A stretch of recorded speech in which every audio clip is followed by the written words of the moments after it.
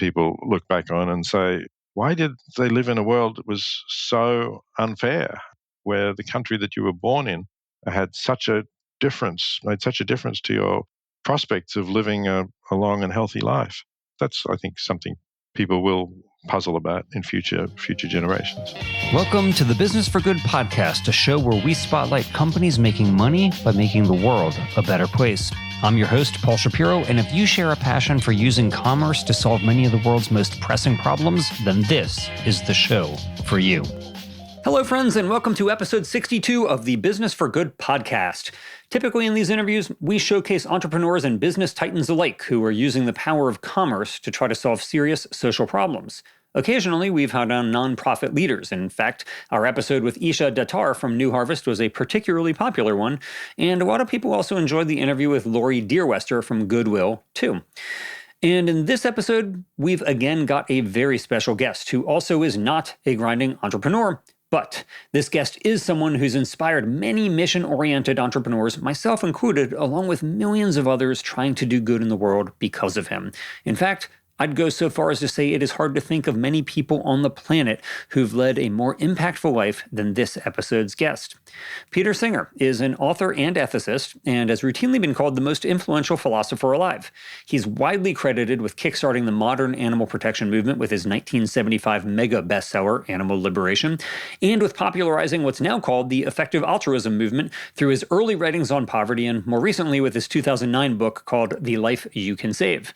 Many of the business leaders we feature on this show, especially those in the animal-free protein space, are motivated by philosophical underpinnings to their work that are likely related to or even directly stemming from Peter Singer's writings. I first met Peter in 1996 when he signed a copy of Animal Liberation I'd read a few years earlier and had a transformative impact on me. In fact, my wife Toni jokes that while I don't care about most material possessions, that book that Peter signed to me 25 years ago is one of the few possessions I've actually kept throughout my life and might even risk my life to try to save in a fire. She one time even asked me which I'd save first in a fire, that Singer-signed book or our framed marriage license. For the sake of domestic harmony, I won't reveal my answer except to say that, well, one of those two items is replaceable. Over the years, I've had the honor of getting to work with Peter a number of times, including jointly publishing 2 op-eds together in 2006 and in 2012, respectively, about the cage confinement of animals on factory farms. I've organized talks he's given, I've spoken at events he's organized, and more. He was also kind and helpful in editing my book, Clean Meat. In short, suffice it to say, I am a big fan of his. In this interview, Peter does not disappoint, nor does he shy away from tough subjects. We discuss a wide range of topics, including his views on the role that technology and entrepreneurship play in helping animals, along with the role that charities play too. We get into whether he has any regrets over publicly taking certain views in his 50-year career. We discuss whether he thinks animals are better off today than when he first wrote Animal Liberation in 1975. Peter offers his views on the ethics of eating oysters, on adopting children versus procreating, on colonizing other planets, and more. And now that he's in his mid-70s, he also talks about what he hopes his obituaries will say, which hopefully will not be written for a long time. Whether you agree with Peter on a particular issue or not, there's no doubt you will come away from this interview with a great appreciation for his commitment to doing the most good he can do in the world. I now bring you author, philosopher, philanthropist, and as you'll soon hear, alt-protein food tech investor, Peter Singer. Peter, welcome to the Business for Good podcast. Thank you, Paul. It's great to be with you. It's really great to be back with you. I saw that you said that you and Renata just celebrated 50 years of vegetarianism. You and your wife just celebrated 50 years of vegetarianism. Congratulations. That's awesome.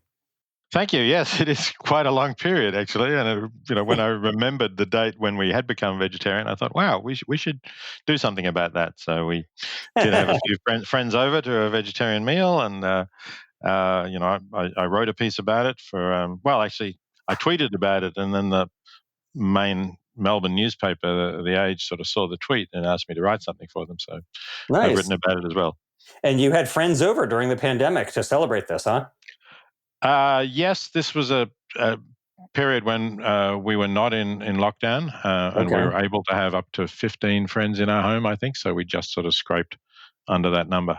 Very nice. Well, that's cool. Well, I guess that leads me, if this was 50 years ago, I think you were in your early 20s when you became vegetarian. Is that right? That's right. I was 24.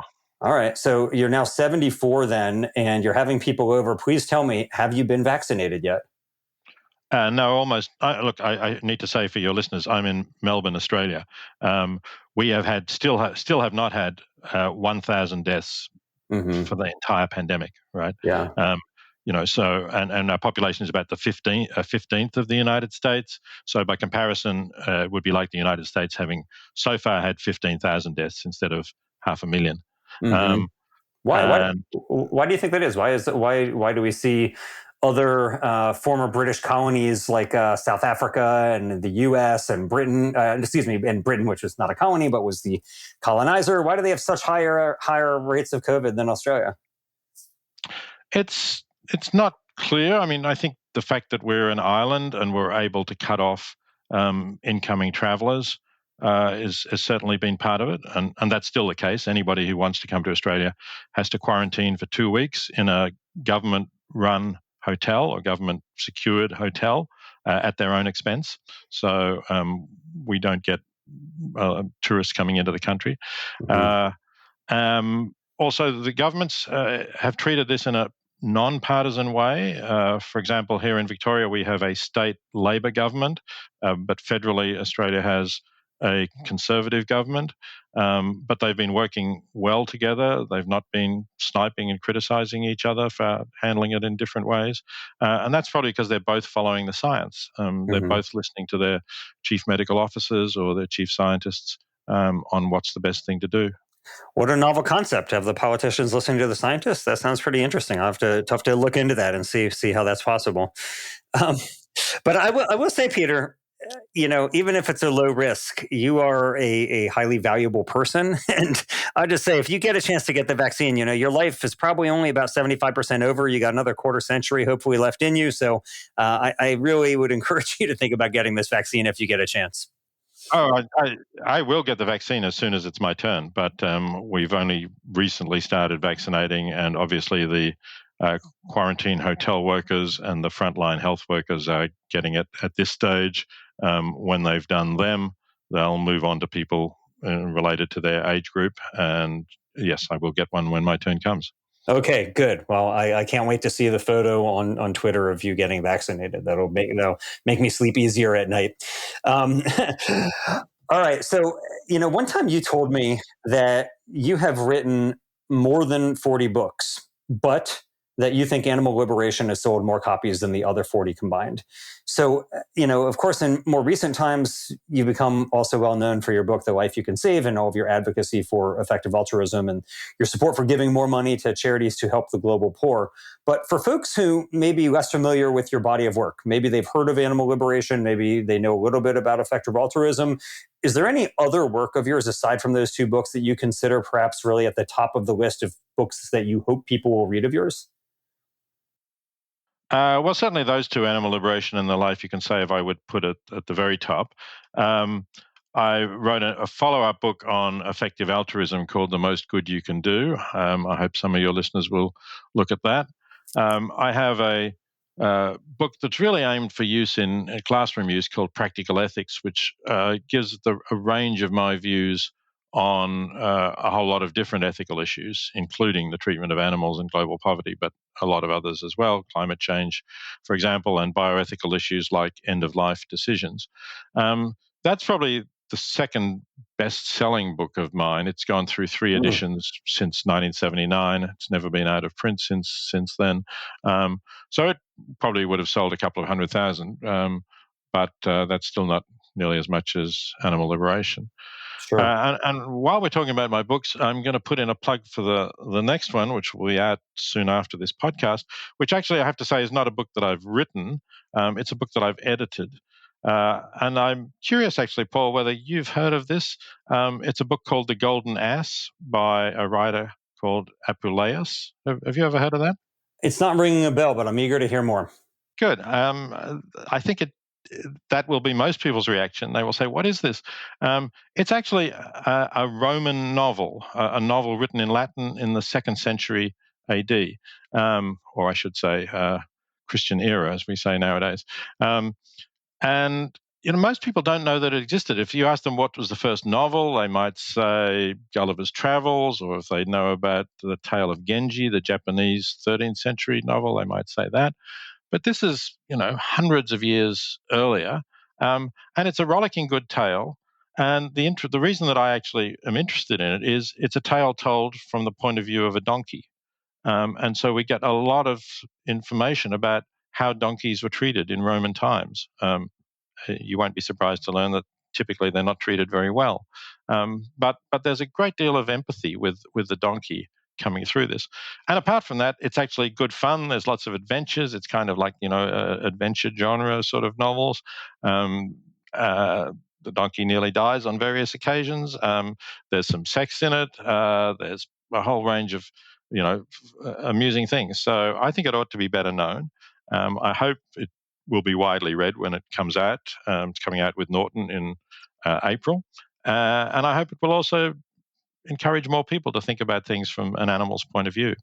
Wow, that's really cool. I look forward to reading that. It reminds me a little bit of, I don't know if you're familiar with the story in the book of Numbers in the Bible about the Balaam's donkey.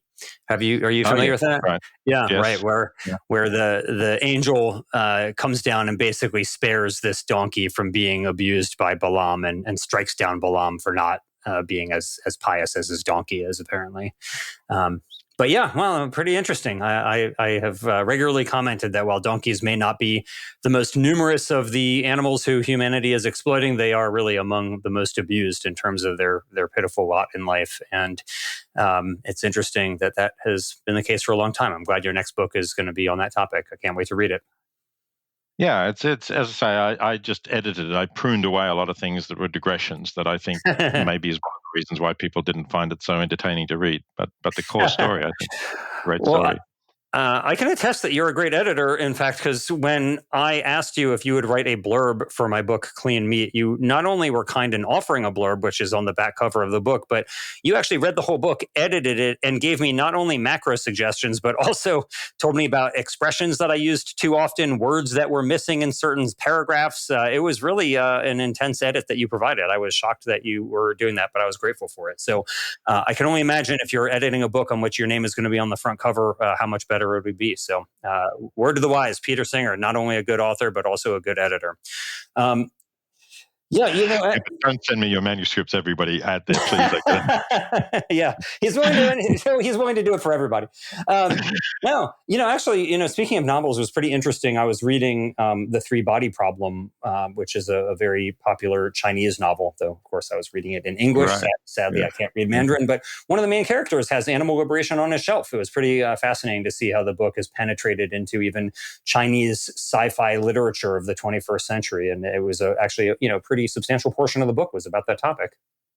Yeah, I'm aware of that, and I was also intrigued that this was apparently a really big seller in China, and was quite well known. So it's helped to make animal liberation Yes. known in China as well. And there is Yeah. a Chinese translation of animal liberation, by the way, that's doing okay too. Oh, very cool. Well, that's great. That's really great. So speaking of animal liberation, Peter, you've commented that when you wrote it, the first edition in 1975, that you thought that just telling people about what happens to animals and making the case for why animals should matter and why we should take their interests seriously, that would be sufficient to change people's behavior. There's a lot of animal advocates, including myself in the past, who have operated under this assumption, only to be really disabused of that fantasy when we've seen meat consumption just rise and rise. So, you fast forward 45 years since you first wrote the book to today, and, I don't want to be a downer, but your wishes have not exactly come true. Meat consumption has never been higher. The number of animals we're raising for food has never been higher. Why do you think that is? Why do you think it is that awareness about factory farming ever being higher, and yet, again, we're raising more animals for food than ever before? Yeah, you're right. That is a downer, but we have to face the reality. Of course, one of the reasons we're raising more animals than ever before is that there are countries that couldn't afford to eat a lot of meat. China is best example here, that have become more prosperous. And that's a good thing in general, that countries become more prosperous. But it does have this downside when countries like China, then people want to eat more meat. The country produces a lot more meat, it's largely produced in factory farms. It's disastrous for the environment as well as for the animals. So that's a significant factor. But it's true that even in Western countries, although there's a been a big upsurge in plant-based foods and vegan eating, but still the amount of meat eaten is very large, and insofar as it's changed, I guess people eat less beef and more chickens, which is probably also, again, worse for animal suffering because there's just so many more chickens. So I have to recognize that a large majority of the population out there, at least specifically when it comes to their choice of what to eat, are not really being influenced by the arguments that I and many others have been putting forward. Yeah, and I mean it's not. I agree with you that places like China and India, which have had a increase in the middle class, have seen much really staggering increases in meat consumption. But you're right. Like even in the U.S., per capita meat consumption, not just on a population basis, but per capita meat consumption has never been higher than it is today. And arguably, there's never been more awareness about factory farming than there is today from animal welfare and environmental and public health. And it just seems like, what if moral arguments just aren't getting it done? I mean, I guess I should ask you, like, do you think that animals today are better or worse off in general than when you wrote Animal Liberation? Like, in other words, do you think humans are inflicting more suffering or less suffering on animals today than in 1975? Well, again, if we ask that as a kind of per capita, where the capitas are the animals basis, I think I could say less. But because there are a lot more animals, the total amount of animal suffering, I think, has clearly increased in the world. Mm-hmm. Mm-hmm. I say less on the per capita basis because some regions have passed laws eliminating the very worst forms of factory farm confinement. I'm thinking here particularly of the European Union, which has banned the standard battery cage, has banned individual stalls for veal calves, has banned individual stalls for breeding sows, and a number of other, somewhat more minor but still significant reforms in animal handling. I also think when it comes to the use of animals in research, if you look at the first edition of Animal Liberation, basically reporting experiments that were done in the 1960s and early 1970s, there are a lot of horrific experiments that, to the best of my knowledge, are not being performed in the same way. I'm thinking about experiments in learned helplessness where animals were just shocked into a state of depression by continuous inescapable electric shock on the floor of their cage. That was done and published quite openly in the United States journals in the 60s. And I don't think you'd get anybody doing it quite that level. I'm not saying that people aren't doing horrible things to animals in labs. I think they still are. But I think the extreme level of inflicting suffering on animals in labs in countries like the United States, in the European Union, in Australia, where I am, UK, Canada, I think that's been reduced. And that's, to me, it's certainly a significant benefit. Certainly a significant benefit, I agree. And I also think that's probably right, at least as far as animals like monkeys and dogs are concerned. As far as rats and mice are concerned, I'm not so sure that that's so uncommon to do learned helplessness experiments, but I'm not sure. I'm not an expert. It still does happen. I'm actually currently looking at these things because I'm planning to bring out a new edition of Animal Liberation within the next year or two. And there are, unfortunately, I was disturbed to find still learned helplessness experiments going on. But I'd say you're right that they're not being done on dogs, and they were being done on dogs and similar things on monkeys. And now they are more likely to use rats and mice, who are also sentient beings, of course, and we ought to be concerned about their suffering just as we're concerned about the suffering of dogs and monkeys. But I think probably it's still slightly less extreme. Steven Pinker, in his book, The Better Angels of Our Nature, talks about what he says is perhaps the worst thing he's ever done, which was an experiment he did on rats when he was a graduate student at Harvard, I think he was. And essentially he says, I tortured a rat to death, under the guidance of his professor. This wasn't something that he as a young sadist was doing. It was what, was part of the science that he was doing for the PhD. But he says anyway, that nobody would do that kind of research now. I hope he's right about that. I certainly hope he's right. I was very moved when I read that myself, and of course, it brings to mind like the Stanley Milgram experiments on obedience to authority and what people are willing to do when someone in an authoritative position instructs them to do it. But I would agree with your overall assessment. I think in general that. Numerous types of abuses of animals have been either outlawed or at least de facto phased out, whereas the total number of animals being used by humanity seems to have only skyrocketed. In fact, I remember when you and I first met, which was in 1996. You gave a speech and noted that there were 6 billion animals used for food in the United States back then, or at least land animals. And of course, today that number is closer to 10 billion land animals and untold numbers of aquatic animals as well. So it's hard to swallow. It's hard to swallow. So let's turn it to something a little bit more positive, though. And I want to ask you, Sure. you mentioned some of the things that you have been encouraged by, right? So the European Union banning certain types of extreme confinement. So just give a quick list, Peter, of what are the things that today are happening for animals that you think are the most exciting things for animals happening right now? Yeah, well, certainly that European Union breakthrough was a few years ago, but they were very positive, and it was good to see somewhat similar laws coming into some states in the United States, including California, clearly the most significant of them, and that came in through a citizens-initiated referendum.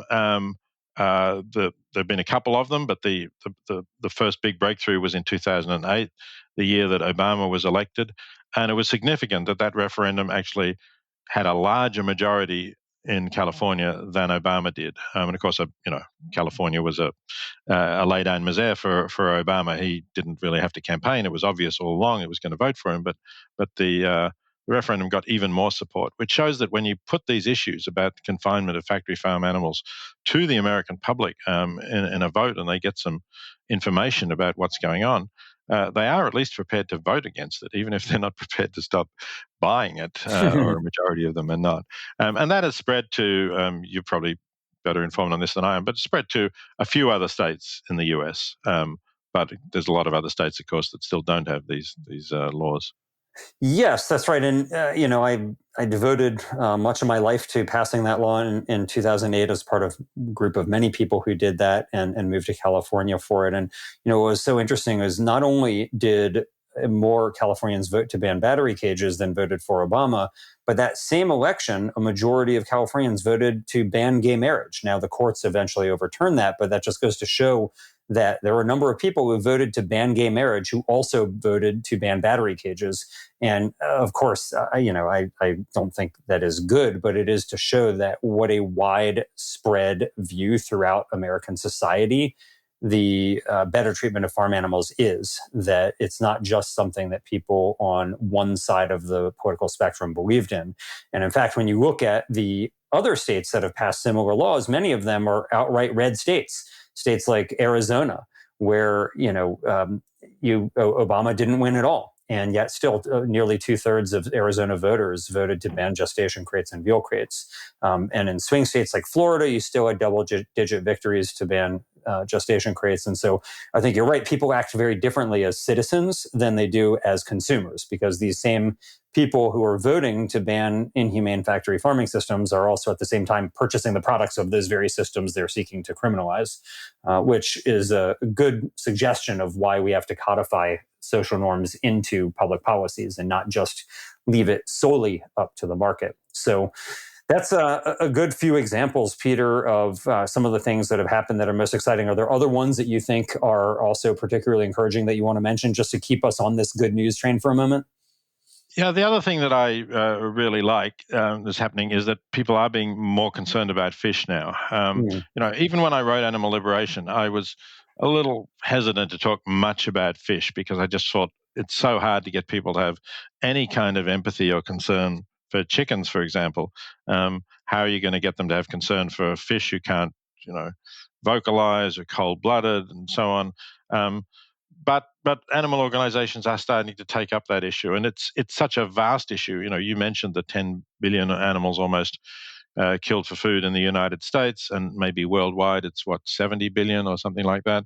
sure. Um, But if you look at the numbers of fish, it's by estimates I've seen it's around a trillion or maybe over a trillion, so over 1,000 billion, and yet these are sentient beings. These are beings who can feel pain, and overwhelmingly they're not. There's no humane killing for them. There's some little bit of humane killing in some aquaculture, but mostly not.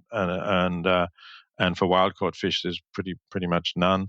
So that's also a vast amount of suffering that we're inflicting on beings that we don't really need to. So let me ask you, Peter. Most people currently believe that pigs and chickens and cows are sentient and they feel pain, and yet it does little to deter them from eating them. What will that do then if people accept that fish feel pain? Well, you're right that I suppose the implication is that the majority of people will continue to eat them, and that's a problem. I think that it's good that organizations are making more people aware of that. I think there are some people who will stop eating them, and maybe in the long term there will be a change of culture, a change of attitude to this. But I know where you're leading to, and that is that we're much more likely to get some success if we provide people with something that tastes like fish to them, that has the nutritional value of fish, but that doesn't come from a sentient being who suffered. Yeah, I mean, I think your supposition is correct. It's not that I think it's a bad thing to do to persuade people that fish can feel pain. Quite the opposite. I think it's really important to do it. And I, too, am grateful that more people are taking the interests of fish seriously after having been ignored for so long. So I welcome it. I just think that we have to do not only what is right, but also what's both right and effective. And it doesn't seem to me that that persuading people that an animal can suffer necessarily deters them from eating them. I'm not really seeing that evidence considering what we were just saying. And I do wonder. So if you think about, I'll give you an example. If you think about the founding of the American animal movement back in the late 1860s, these are folks who largely were concerned about the savage treatment of horses in the streets. They were concerned about how these carriage horses were being treated, and they campaigned for all types of reforms. They wanted mandatory resting hours for them, watering stations for the horses. They wanted Sabbath days where the horses had to be rested so they couldn't work one day a week. And then Henry Ford comes along and essentially liberates horses, doing more for them than the animal advocates were even trying to do for them. They were simply trying to get them better working conditions, and Henry Ford rendered their exploitation obsolete. And the number of those types of stories is large. The reason we stopped exploding carrier pigeons isn't because people cared about the pigeons. It's because the telegraph was invented. The reason we stopped whaling wasn't because people cared about whales. It's because kerosene was invented. And the list goes on and on and on. We stopped live plucking geese for their quills for their pens, not because people cared about geese, but because fountain pens were invented. Whereas it's very difficult to think of any category of animal exploitation that was ended primarily because of humane sentiment. It's very easy to think of ways that technology has rendered categories of animal exploitation obsolete, but it's pretty hard to think of that many categories where humane sentiment was the driving factor. So what do you think about that? I know that you are encouraged by the explosion of interest in plant-based meats and clean meat and so on. But as far as those examples go, does that give you more reason to think that we ought to be focusing more on technological innovation to help advance the goals of animals? I'm very happy that technological innovation is happening and is making these things easier. Um, I think there's a bit more nuance in some of those issues than you mentioned. For example, whaling didn't stop with the replacement of whale oil for lamps, right? Australia was still whaling into the 1970s. We were still killing whales, and of course, the Japanese were killing whales to eat them, and still are. But certainly, the Australian whaling was stopped by combination of humane concern for the whales and environmental concern about endangered species and preserving the oceans. Uh, so I think there are cases, and as I've said, certainly the European Union changes were brought about by humane concerns, and while they didn't stop people eating these animals, they reduced the suffering of those animals, and that's significant. And also, of course, the reason that these things didn't happen on their own without a humane movement is because the crueler methods turned out to be cheaper, or they produced a cheaper product. So if you don't have them, the product becomes more expensive, and therefore I think you will find that it's easier for these alternative products to compete with them, because obviously price is going to be a consideration when people come to choose between plant-based products or cellular grown meat and meat from sentient beings.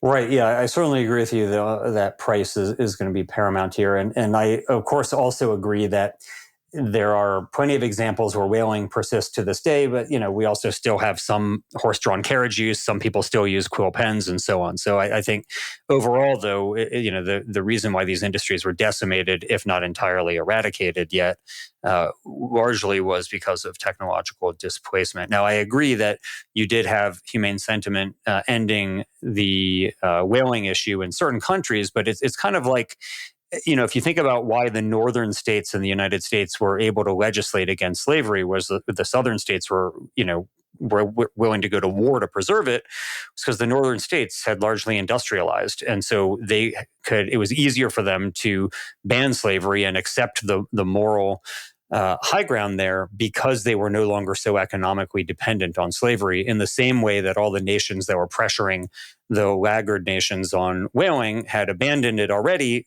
largely because they didn't need whales anymore for the most part.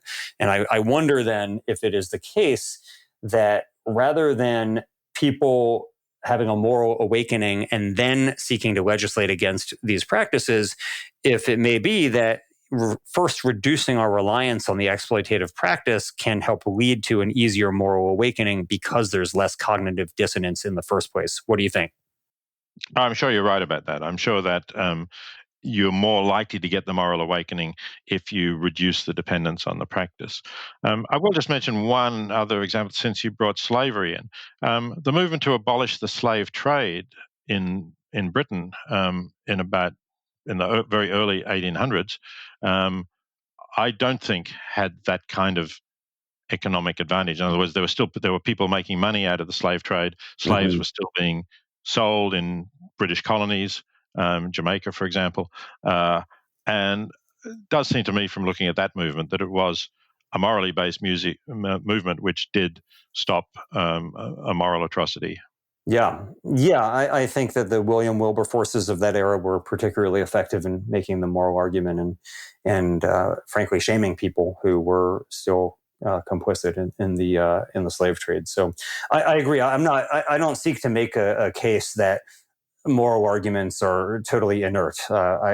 My case really is that technological innovations can help to hasten the acceptance of them in a very rapid way, whereas it takes much longer. And this isn't just for animals, but even if you think about, actually, you mentioned Steven Pinker, how he talks about how the invention of the washing machine helped to liberate women and to give them much more free time to engage in other pursuits that weren't just domestic.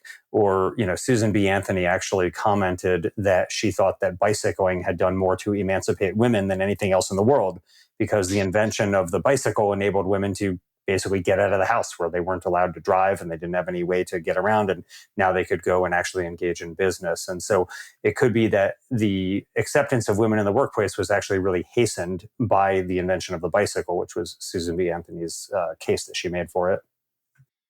Sure, I think we're really in agreement on the fact that technological advances can be extremely important in making moral changes possible. Yes. Yeah. So, okay, then let me get down to let's say a controversial thing that you and I were talking about a little bit before we started recording. If you had a certain amount of money, let's say you had $100,000 and you had to decide what to do with it, and you and I were talking about whether or not it would be good, let's say, to advance some type of a technological innovation to help animals, or would you think donating it to a charity that's working to get animals better living conditions, or maybe to a charity that's working to advance technological innovation like the Good Food Institute or something? Now, of course, I know you're going to say all of these are worthy, but if you had $100,000, you could only expend that much. What would Peter Singer do with it? Yeah, that's actually not a hypothetical situation. That's an actual situation that I I face pretty much every year when I make my donations. And it is a very difficult decision. So I donate to all three of those areas that you mentioned. That is, I donate to organizations recommended as highly effective by the Life You Can Save. People can go to the lifeyoucansave.org and they can find the organizations that are independently audited and verified as being highly effective in helping people in extreme poverty, in saving lives, in restoring sight for people who are blind, in helping people to start small businesses to work their way out of poverty, all of these kinds of things. I also give to animal charities like the Humane League, again, people can look for charities recommended by animal charity evaluators to see independently evaluated charities that do good, and the Good Food Institute, which you mentioned, which is working to bring about, facilitate technological changes and alternatives to the use of animals for food. Is one of Animal Charity Evaluators' recommended top charities, and it is one that I donate to. So I'm doing all three, but of course you could push the question a little bit harder and say, well, if it all had to go to one, which one would it go to, right? And Yes. that I would find that very tough to answer, I have to say. I'll let you off the hook, since if you're giving away six figures already, so there's some moral license that you have there to hedge the bet a bit. But I will push the question a little bit harder in a different way then, and ask you, you tweeted recently about how you were so impressed by the company Eat Just in China, worked with a major fast food company there to replace all of the egg sandwiches on its menu with their plant-based Just Egg, with their egg scramble there, and how this was, in your words, the largest substitution at a restaurant of a factory farm product with a plant-based product ever. And it's hard to imagine, something realistic occurring that would reduce more suffering than taking battery cage eggs off of a fast food company's menu and replacing them entirely with plant-based eggs. So in that particular case, if that is a potential outcome, in addition to donating to charity, what is your view then on investing in startups that could achieve those type of outcomes? That's fine, but you need to know what the odds are that the startup will actually succeed. Not high if you look at just the statistics. Yeah. Yeah, actually, I have I was invited to be a kind of founding investor in a company called Gourmet in France. I'm not sure if you're familiar with them. Yeah, they do cultivated foie gras. That's right, so I have a very modest investment in that, because it did seem to me that this foie gras is a particularly cruel area of production, of course, and it's also a very expensive product. So the issue that we just touched on briefly before about alternatives having to compete in price, which is quite difficult if you're trying to compete with chicken or burgers, which are really quite inexpensive. But competing with foie gras seems to me to be more plausible on price. So I thought that was worth a little punt. But you're much more the expert on that, right? How do we know if somebody says come and invest in the startup? How do we know how likely it is to actually be one of these, like Just, that is succeeding in replacing animal products? Yeah, it's so hard to say, especially because the mortality rate for these startups is very high, especially the infant mortality rate of them. And so, you look at a company like Just that, it's been in existence for about a decade now, and they've raised about $300 million. Now, of course, they've done a lot more than just this one thing in China, and hopefully they'll do a lot more in the future. But it's hard to know not only which jockey to bet on, so to speak, to use an animal unfriendly expression, but which, so it's hard to know. But yeah, I mean, that's what, venture capitalists do, is they essentially try to pick what are the most promising ones. And then there's a whole host of these investors who are animal motivated, who are trying to seed the space with funding. Now, of course, they want a return on their investment, but I think they're also pretty high-minded in that, knowing that a lot of that money would be going to philanthropy anyway. So they're, maybe have a little bit different of a point of view when they're investing. But yeah, I'm one of the people who thinks that it's a good idea to seed companies with money. Now, because of the success of Beyond Meat, there's a lot more capital coming into the space, and so I do find it pretty compelling that if you look at a company like Just that's raised a few $100 million, and you look at Impossible Foods, which has raised $500 million, these are types of dollars that the nonprofit organizations just aren't going to have access to. And so the question is, what will happen if you don't invest? So I think the more money that comes in from conventional investors makes it less compelling for philanthropists to put their money in that type of a way, just because of how much money there is in the space. Right. Yes, I have that feeling too, that if we're talking about people putting in tens or hundreds of millions of dollars, then the amount that I could put in may not be making any difference, whereas it may be making a small difference if I donate it to the Humane League and their campaigns, let's say, to get supermarket chains or other food chains to stop serving some of the worst factory farmed products, or to get their eggs from cage-free hens.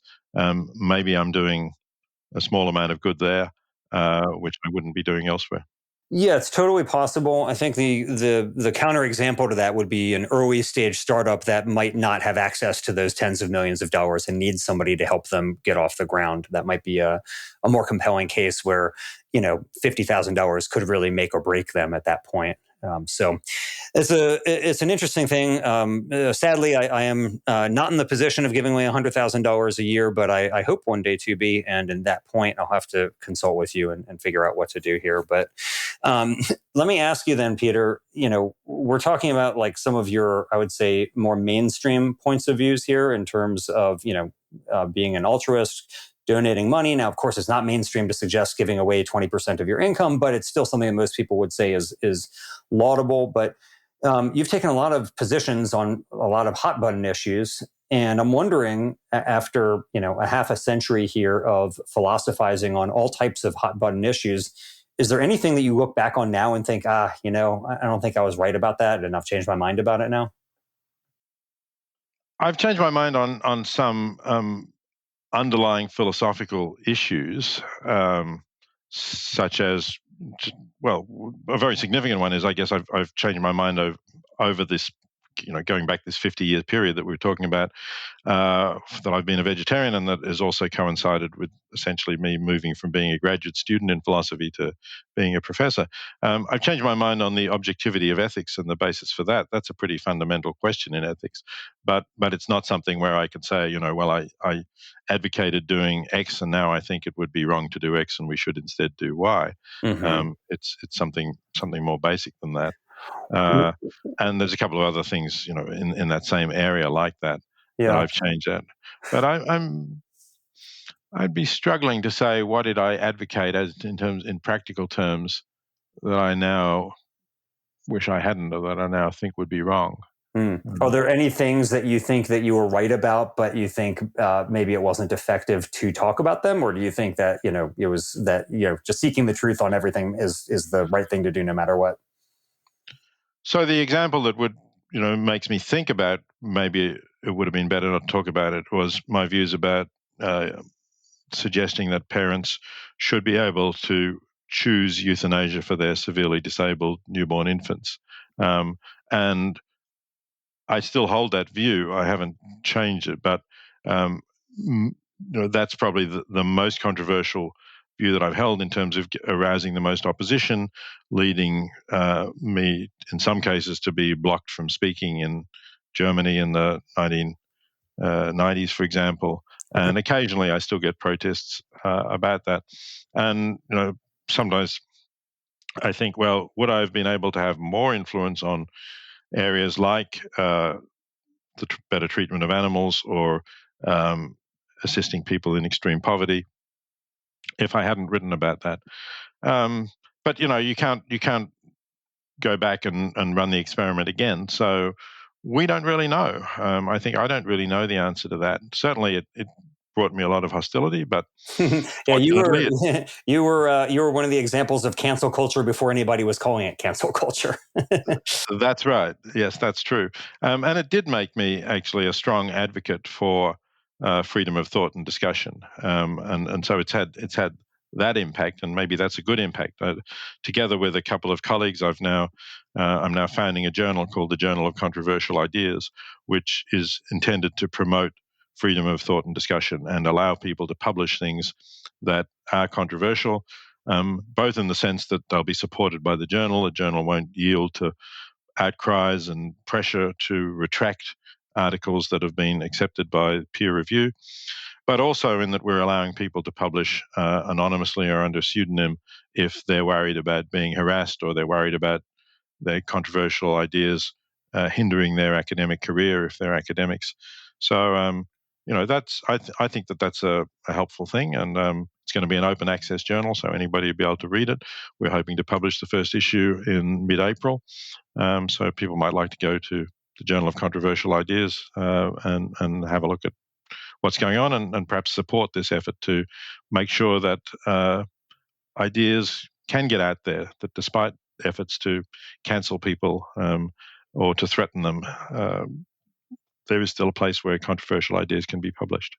Sounds fun. I will certainly be one of those readers, and I can't wait. So, in terms of controversial views, then, one of your most famous quotes is about how it's really easy for us to criticize our grandparents' generation for their biases and their moral failings, and it's a lot harder for us to see our own moral failures. And obviously, the treatment of animals is one of them that you have and others have persuasively, in my view, argued that future generations are going to be repulsed by what we did to animals. When they learn how we treated animals, when they pick up a copy of Animal Liberation and they read it, and they're going to think, how could anyone have ever allowed these types of cruelties to occur?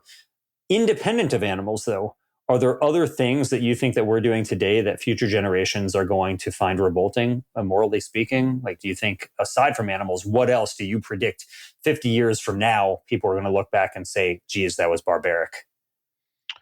Well, I think the fact that there are people dying from poverty-related causes, including ones that I've mentioned, like malaria, like diarrhea from having poor sanitation, like malnutrition. There are people going blind from not getting enough vitamin A or not being treated for trachoma, an easily preventable cause of blindness. That is happening in a world in which there are more than 1 billion people living at a level of affluence that simply didn't exist 100 or so years ago, or existed only on a tiny, tiny scale. I think people will look back on that and say, well, why didn't they help them?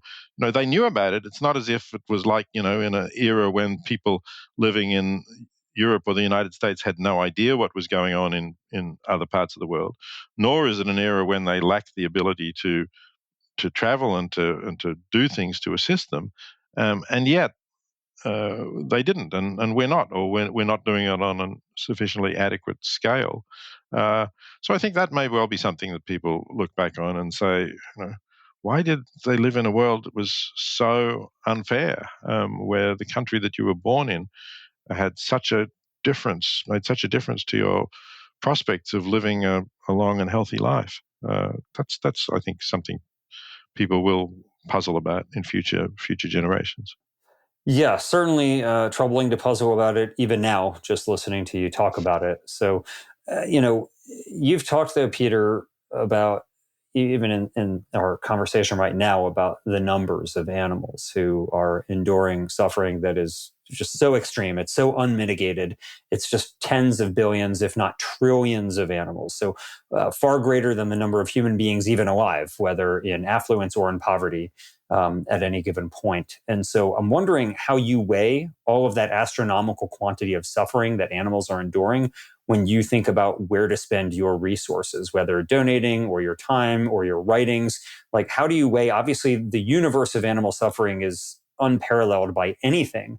And so what do you think about when, of course, human suffering is horrible and we want to alleviate it, but when you weigh those, where do you come out on that? Yeah, I mean, I think it's very likely that what we're doing to animals is causing more suffering than anything else that's happening on the planet. Um, it's not.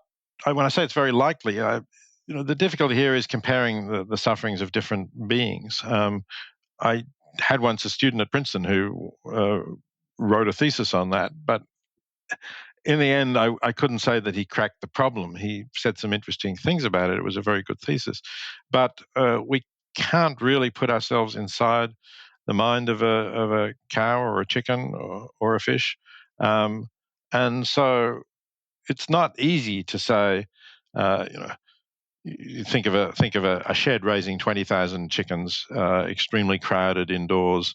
Um, uh, Certainly, they're stressed in a whole lot of ways. They're bred to grow extremely fast, so that the experts who look at it say that they're actually in pain for the last 2 weeks because their bodies have grown so fast that their leg bones don't really support it. And they've compared it to somebody who's forced to stand all day on their feet, although they've got painful arthritis in their legs. So, yes, maybe it's like that. Maybe it's just as bad for a chicken as it is for a human there. But then maybe the human has a different awareness of what's going on and thinks about it in different ways, feels the unfairness of it more. It's not easy to make those comparisons. I think certainly we far too readily dismiss the suffering of animals, and we say, oh, human suffering is what really matters. I don't think we have any basis for saying that just being a member of the species Homo sapien makes your suffering worse or more significant. But it's possible, the cognitive capacities that most humans have and that most non-human animals don't have is relevant to that question. It and that's is why the comparison relevant. is so difficult. I agree it's difficult, and I do agree that cognitive difference is relevant. It's just the numbers are, exponential in their difference. Yeah, and that's actually what my student sort of actually ended up saying. He looked at the numbers and he said, well, you would have to say that the suffering of a human being like this is hundreds of times worse than the suffering of an animal. And there doesn't seem much basis for saying that. So therefore, he did conclude that the suffering of animals in factory farms in particular he was looking at is worse than a whole range of things that we otherwise normally regard as terrible things that are being done to people. And they are terrible, but because the numbers are smaller, there is still, I think, plausibly less suffering. Yeah, I think that seems plausible, but it is hard to tell. But I understand where your student's coming from there. All right, Peter, I want to ask you a couple rapid fire questions that some listeners of the show who I queried wanted to know of you. So I'm going to ask you real quick. This first one comes from two very important listeners. They listen to every episode because they are genetically related to me, each by 50% of their genes, aka my parents. So they are vegetarians, except they use what they call the Peter Singer principle, and they still eat oysters and clams. What do you have to say to them? Are they still in the green on eating oysters and clams because there's no real evidence that they're sentient, or should they reconsider their ways? No, I think they're okay. I think I haven't changed my views on that. I still Okay. don't think there's real evidence that bivalves, specifically oysters, Mm-hmm. clams, mussels, scallops, are sentient beings. Okay. Question number two. If somebody were considering raising a child and they had their choice between procreating or adopting, do you think one is preferable? Well, there's yeah, if they're happy to adopt and then they feel that there's no problem in loving an adopted child as their own, uh, and there are children in need of adoption, because I do think we need to look somewhat critically at some of the overseas intercountry adoption facilities that are these bona fide orphans, or are they children who've been solicited by agencies from parents um, to be adopted, and what are the consequences of that? So, but if you have a undoubtedly needy child, um, uh, then I think adoption is preferable if you feel that you're willing and able to do it. Okay. Humans colonizing other planets, good or bad idea? Uh, Good idea, I think, if we can do it, because it does provide a kind of a backup if we destroy this planet. If we have some catastrophe, well, it could be just it could be a pandemic, which also actually could come out of factory farms too. They're been described as an ideal breeding place for new viruses, or it could be bioterrorism, or it could be Still, nuclear war is still possible. So if we do, then I think it would be a good thing if our species continues, and if it exists on another planet in a self-sustaining way on another planet, that would be a backup. Let me ask a follow-up question to that then. Have we proven our ability to be worthy of populating another planet after what we've done on this planet? We have potential for good and bad, and what happens on this planet may turn out to be good and may turn out to be bad. We've done a lot of bad things so far, but I suppose I'm an optimist in the general trend of thinking that the longer we survive, the more we will be able to improve conditions for humans and for other animals, and that as you were talking about, our technology will enable us to do without exploiting animals in the way that we have been. And so I think in the long run, if we survive as a species, we will be producing beings who are worthy of continuing to live. All right. Well, you heard it here. Peter Singer, pro-human. The man who often gets derided as a misanthrope is actually pro-human colonization of other planets because he believes in humanity. So, all right, Peter, let me just say, I'm assuming that these other planets don't have other sentient beings on them at the moment. Talking about planets in our solar system, as far as we know. I mean, if we're talking about colonizing a planet that already has flourishing, intelligent life on it, no, we've been there before too. Interesting. Yes. I do presume that at least planets like Mars probably don't have any sentient life on them. I presume that, although who knows? One listener of our show, Brian, is actually at NASA and is playing a big role in looking for life on Mars right now. And he thinks there might be microbes, but probably not anything more if there were. So we'll see. But I don't think it's that outrageous to think that certain moons like Enceladus or Europa might actually contain sentient life in their liquid oceans. They do have liquid water oceans right now.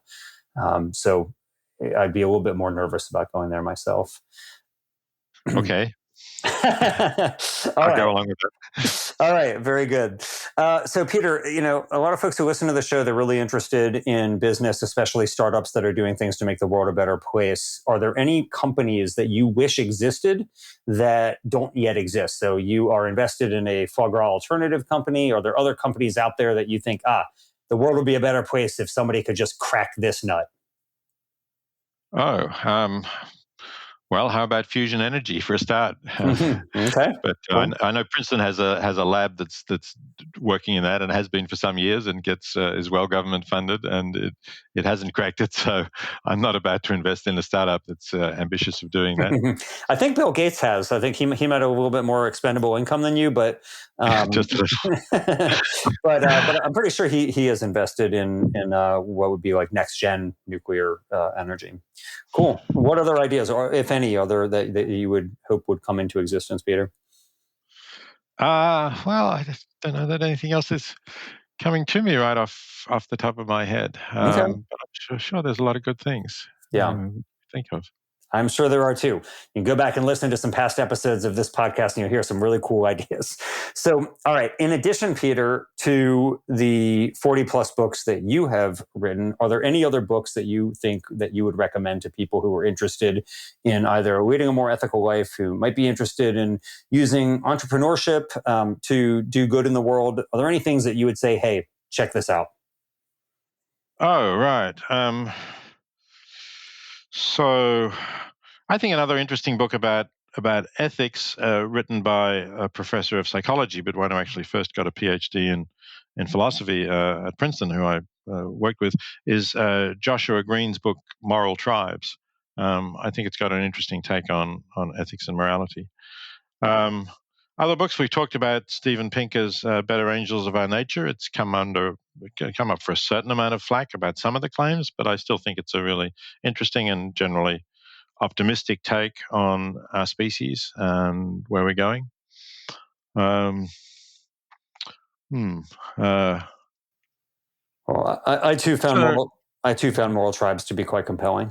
Yeah, good. And let me just mention, I don't agree with everything, but Toby Ord's book Precipice, which is about existential risk, about the risk of us becoming extinct, and various reasons why that would be a bad thing, and some of the things that we can do about it, is also definitely worth reading. Okay, cool. That's great, Peter. Well, I do recommend reading many of your books to listeners, especially not only the most popular ones, but one of the books that had the biggest impact on me was your book, How Are We to Live? Ethics in an Age of Self-Interest. And that had a very compelling impact on me and what I decided to do with my life and with my career. And so I will highly plug that book in addition to your other books that we have talked about here. Thanks very much, Paul. That probably also is due for a revised edition at some point, but I'm doing animal liberation first. All right, very good. Well, Peter, you've led a very impactful life. If you're often described as the most influential living philosopher. I think after you pass away, many will just change that to say one of the most influential philosophers. Although you have had the benefit of coming in, of having an era of mass media and able to get your word out, and it's been very influential to a lot of people. And like I said, hopefully, you have another couple decades left in you of doing good in the world. But whenever that time comes that you do pass on, there will be a lot of obituaries written about you, be a lot of people giving eulogies for you. What do you hope they'll say? Like, if you had to boil down what you... Well, firstly, let me just say, I hope they won't say that I've passed on, because I won't be passing on to anywhere. I'll just be dead. I hope they'll say that I've... They'll say Peter Singer is now decomposing, and then they'll say something else. What's the other thing they're going to say? What's the other thing you hope they'll say? Okay, so I hope they'll say that I did have an impact, a positive impact on the world, and that I hope they'll say that I've encouraged many people, as like you, Paul. You're a shining example, but there are certainly many others, I hope, who I've influenced in a positive direction to try to think hard about how we can do the most good, how we can reduce suffering the most, and I hope that's what I'll be remembered for. That's great. Well, I can surely attest that you've had a huge impact on my life. I hope that you have an impact on the lives of people who will learn about your work from listening to this interview. And I hope that those obituaries are not written for a long time, because there still is a lot more work to do. And I think you're going to have to do a lot to prove humanity worthy of our continued exploration of other planets here before we meet that test to deserve it. So I hope that you stick around for a long time, Peter. I'm grateful to everything that you've done and continue to do to make the world a better place. Thanks a lot, Paul. Been good to talk to you. Thanks for listening. We hope you found use in this episode. If so, don't keep it to yourself. Please leave us a 5-star rating on iTunes or wherever you get your podcast. And as always, we hope you will be in the business of doing good.